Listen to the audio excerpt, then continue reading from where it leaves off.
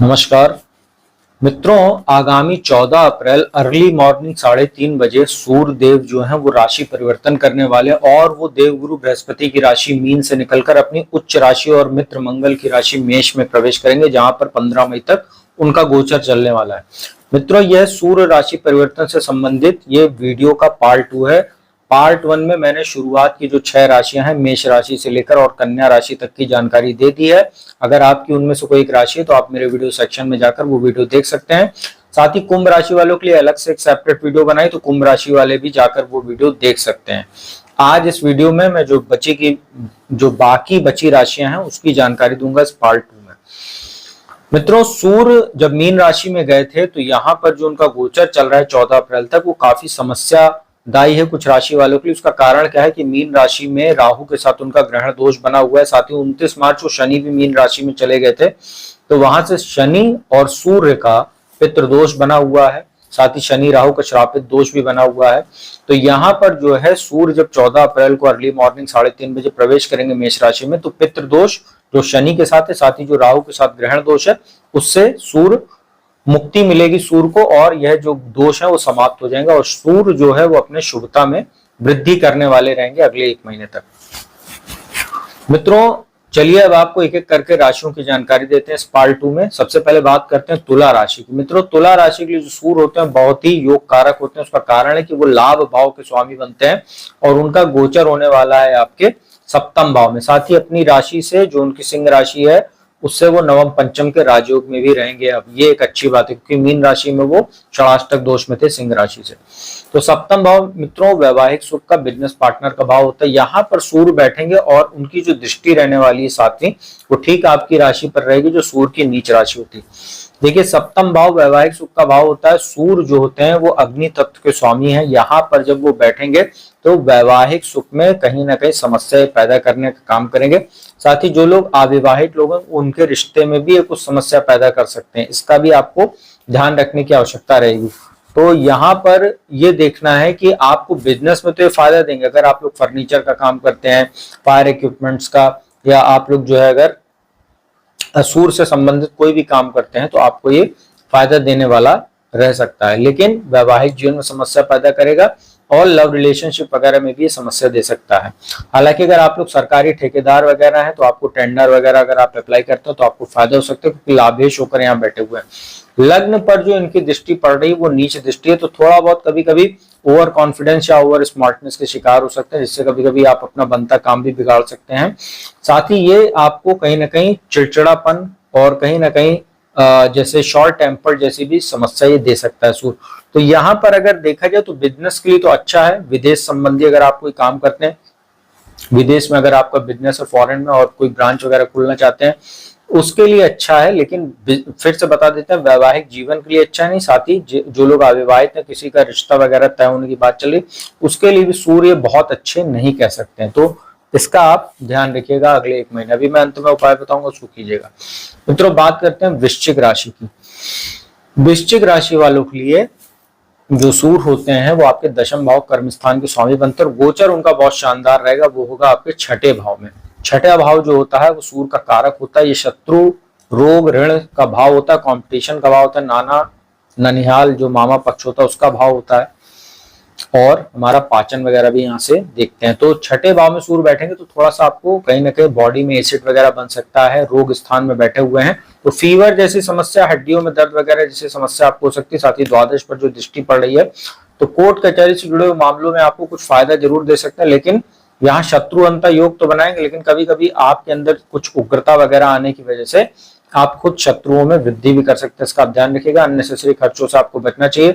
मामा ननिहाल पक्ष से आपको कुछ फायदा हो सकता है। और जो लोग कंपटीशन की तैयारी, जो वृश्चिक राशि छात्र कर रहे हैं, उनके लिए बहुत अच्छा समय कह सकते हैं। जो खासतौर पर सरकारी नौकरी की तैयारी कर रहे हैं उनके लिए बहुत विशेष ये समय काल रह सकता है। और जो लोग नौकरी करते हैं सरकारी या जॉब करते हैं तो उनको भी कार्यस्थल पर मान सम्मान बढ़ेगा। प्रमोशन आदि के योग ये सूर्य बना सकता है क्योंकि अपनी राशि से नवम पंचम के राजयोग में बैठे हुए कर्मेश होकर 6th हाउस में। तो ये आपके लिए काफी फायदेमंद रह सकता है। बस आप अपने व्यवहार पर, आचरण पर थोड़ा लगाम लगाइए, गुस्सा वगैरह पर कंट्रोल कीजिए तो आपके लिए अच्छा रहेगा। मित्रों इसके बाद बात करते हैं धनु राशि की। देखिए धनु राशि वालों के लिए शनि की ढैया शुरू हो चुकी है। ऐसे में सूर्य अब यहाँ से आपके निकलेंगे, पंचम भाव में आ जाएंगे और भाग्य शुक्र पंचम भाव में रहेंगे। एक त्रिकोण का अधिपति दूसरे त्रिकोण में बैठना वैसे भी राजयोग होता है, उच्च राशि में बैठेंगे। तो शिक्षा संतान के लिए बहुत अच्छा समय है, पढ़ाई के लिए बहुत अच्छा समय, विदेश जाकर पढ़ने के लिए, साथ ही कोई अच्छे कॉलेज यूनिवर्सिटी में एडमिशन के लिए बहुत ही उत्तम समय कह सकते हैं। साथ ही ये कहीं ना कहीं आपके माइंड को भी शार्प करेगा और जो कुछ काम अगर आपका ढैया की वजह से रुक रहा है तो सूर्य उसमें कुछ ये एक महीना आपको काफी फायदा देने का काम करेगा। तो कोई रुका हुआ काम है आप उसको पूरा कर सकते हैं। भाग्य का बहुत अच्छा सहयोग मिलेगा क्योंकि भाग्य शुक्र पंचम भाव में है, साथ ही लाभ भाव को देख रहे हैं। तो विदेश संबंधी काम करने के लिए, विदेश जाकर पढ़ने के लिए बहुत अच्छा समय है। पिता की ओर से भी आपको बहुत अच्छा सहयोग मिलेगा। साथ ही जो घर में पिता तुल्य लोग हैं जैसे आपके ताऊ हैं या आपके दादाजी वगैरह, उनका भी आपको बहुत अच्छा सहयोग मिलेगा। धार्मिक यात्रा अगर आप करते हैं इस गोचर के दौरान तो लंबी दूरी की यात्राएं तो आपकी होंगी, लेकिन अगर धार्मिक यात्राएं वगैरह करते हैं तो आपके लिए और भी ज्यादा फायदेमंद ये सूर्य का गोचर रहेगा। तो शनि की ढैया के कारण जो समस्याएं आएंगी अब उसमें काफी राहत आपको यहाँ सूर्य देंगे। और आपके लिए एक अच्छी बात ये भी कि अभी शुक्र जो है 31 मई तक आपके 4th हाउस में लाभेश होकर बैठे हुए हैं। रोगेश भी होते हैं लेकिन लाभेश होकर उच्च राशिस्थ हैं और मालव्य महापुरुष राजयोग लगातार आपके लिए बना रहेगा। तो ये एक अच्छी बात आपके लिए। मित्रों मकर राशि की बात करते हैं। आपके लिए ये जो गोचर है ये 4th हाउस में होने जा रहा है। आपके लिए जो सूर्य होते हैं वो अष्टम भाव के स्वामी होते हैं और गोचर हो रहा है 4th हाउस में। देखिए 4th हाउस जो होता है माता का, जनता का, प्रॉपर्टी, व्हीकल, इन सब चीजों का होता है। दृष्टि, नीच दृष्टि आपकी पड़ रही है कर्म स्थान पर, तुला राशि पर। देखिए सूर्य यहाँ उच्च राशि में बैठेंगे तो कहीं ना कहीं ये आपको जनता में तो आपकी प्रसिद्धि बढ़ेगी, लेकिन यहाँ पर आपको ये ध्यान रखना कि नीच दृष्टि दशम भाव पर है। तो कभी कभी आप ओवर कॉन्फिडेंस में आकर या कभी कभी कुछ आपका स्वभाव ऐसा हो जाएगा कि आप अपने उच्च अधिकारियों से, अपने कलीग्स के साथ कुछ संबंधों को खराब कर सकते हैं। साथ ही कोई एलिगेशन वगैरह भी आपके खिलाफ लग सकता है, इसका ध्यान रखिएगा। अष्टमेश होकर 4th हाउस में तो अपने माता के स्वास्थ्य और उनके साथ संबंधों का आपको बहुत ज्यादा अगले 1 महीने तक ध्यान रखने की आवश्यकता रहेगी। साथ ही कोई प्रॉपर्टी आदि की खरीद फरोख्त करना चाह रहे हैं तो भी बहुत सतर्क होकर कीजिएगा क्योंकि अष्टम के स्वामी होकर यहाँ पर वो गोचर कर रहे हैं। तो कभी कभी कोई धोखाधड़ी जैसी भी समस्या बन सकती है। तो अच्छे से कागज वगैरह देख के कोई प्रॉपर्टी आदि की अगर खरीद करना चाहते हैं तो अच्छे से उसकी बैकग्राउंड को चेक कर लीजिएगा, नहीं तो ये आपको धोखा देने का भी एक माध्यम बन सकता है, इसका आप ध्यान रखिएगा। तो ओवरऑल अगर आपके लिए देखें तो मिक्स रिजल्ट कह सकते हैं, बहुत अच्छा नहीं, सतर्क रहने की आपको आवश्यकता रहेगी। मित्रों इसके बाद कुंभ राशि के लिए तो मैंने एक सेपरेट वीडियो बनाई, लेकिन आपको संक्षेप में बता देते हैं। आपके लिए गोचर बहुत शानदार है। तीसरे भाव में गोचर होगा और सप्तम भाव के स्वामी होते हैं बिजनेस पार्टनर और लाइफ पार्टनर के स्वामी होकर पराक्रम भाव में गोचर होगा। आपको यात्राओं से लाभ होगा। विदेशी यात्रा करने के लिए बहुत अच्छा है, विदेश संबंधी काम के लिए बहुत अच्छा है और भाग्य स्थान पर दृष्टि, पिता की ओर से भी आपको अच्छा लाभ मिलेगा। जितना उनका सम्मान करेंगे, जितना उनके साथ संबंध आप अच्छे रखेंगे, उतना आपको ये बैकअप देने का काम करेंगे और छोटे भाई बहनों से संबंध आपके बेहतर रहेंगे। मित्रों का अच्छा आपको सहयोग मिलेगा। बिजनेस में आपको विशेष लाभ होगा। बिजनेस में कोई समस्या आपको आ रही थी क्योंकि अभी 7.5 का आपको लास्ट फेज भी शुरू हो गया है, तो 3 जून 2027 तक 7.5 अभी आपको चलेगी, उसके बाद आपको उससे मुक्ति मिलेगी। तो अभी जो सूर्य का ये गोचर 1 महीने रहेगा आपके लिए बहुत अच्छा रहेगा, बिजनेस के लिए बहुत अच्छा। साथ ही वैवाहिक जीवन में भी कुछ समस्याएं थी उसको भी ये कहीं ना कहीं टैकल करने का काम करेगा। तो ओवरऑल जो कुंभ राशि के जातक हैं बहुत अच्छा गोचर आपके लिए कह सकते हैं। मान सम्मान को भी बढ़ाएगा और धन लाभ भी कराएगा सूर्य आपको। मित्रों अंतिम राशि मीन की बात करते हैं। आपके लिए दूसरे भाव में गोचर हो रहा है, उच्च राशि में सूर्य बैठेंगे। दूसरा भाव वाणी का, इनहेरिटेंस का, ससुराल पक्ष का, प्रारंभिक शिक्षा का, हमारी वाणी का, हमारी दृष्टि का होता है, पैतृक संपत्ति का और संचित धन सेविंग्स का होता है, फैमिली का होता है।